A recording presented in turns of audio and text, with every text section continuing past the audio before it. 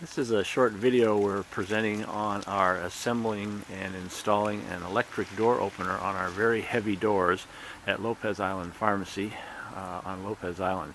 Marge, what kind of unit are we putting in? We're putting in an ADAEZ door opener. It's totally people powered.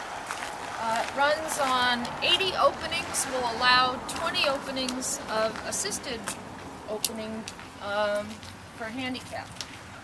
So every time I open the door, and the door closes, it charges the unit just on the power of the door, and then someone who needs an assist can press the button and allow the door to open with help. The thing that surprised us is that we have these architectural doors. We bought a building and renovated it and made it into our pharmacy. And this is the type of opener that we had on the door. The doors are custom made. They're very thick. They're over 2 inches thick. They're very wide and they're very heavy. And we were unable to find any traditional handicap door openers that would fit on these doors. So we went to ADAEZ, sent them photos, sent them measurements. They designed this custom bracket that went in our arched doorway that we could then mount their opener to. And I have to say, we were skeptical, and it works like a charm. The guys were wonderful to work with. We couldn't be any happier, and we love it.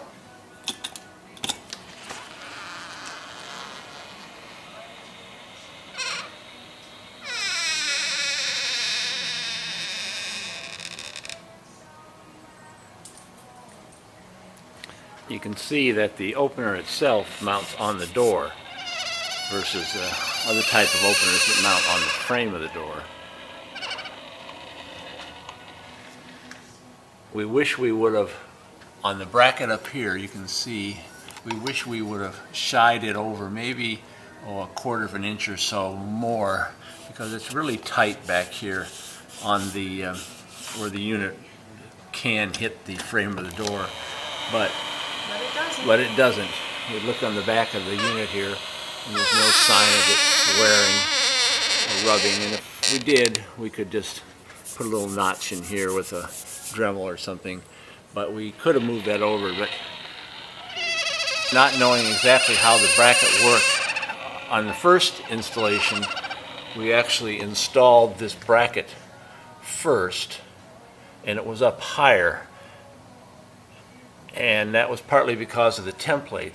But really, in retrospect, the bracket here, this L bracket that was built for the arch, should have gone in first, and which is, we ended up doing that, and we ended up pulling this bracket out, puttying up a couple holes and moving it up. This bracket here, we were told, had to be perfectly horizontal, and so it is. So this kind of dictates where this goes. So if we'd do this again, we could probably do the whole thing in less than an hour, I would think. So this piece has to go on first, and then that dictates where this goes. One thing we had to watch out for was there's 4 bolts here. There's 1, 2, you might be able to see this, 1, 2, 3, 4, and they are very close. If we would have raised this bracket a little bit, this bolt head would have hit along here. So we carefully calculated where that bolt would hit and made sure that we turned the heads so that they were parallel to this. And again, we probably could have just lowered it down a little more and not had any problem, but that was just unique to our situation, where you can see the 4 bolts here, and the bottom 2 here would hit over here if you weren't careful, and it wouldn't close. We had room to spare on the bracket here. We probably could have moved this bracket in a little bit and not had the problem too. But again, it wouldn't have been the end of the earth if we had to. We could have always ground off a little here with a disc grinder so that the heads of the bolts wouldn't hit. But that's just little things that you find out after the fact. We got a squeak right now, but I think that's the hinge. Anything else, Marge? That's it. We just want to say thank you, ADAEZ. We love it.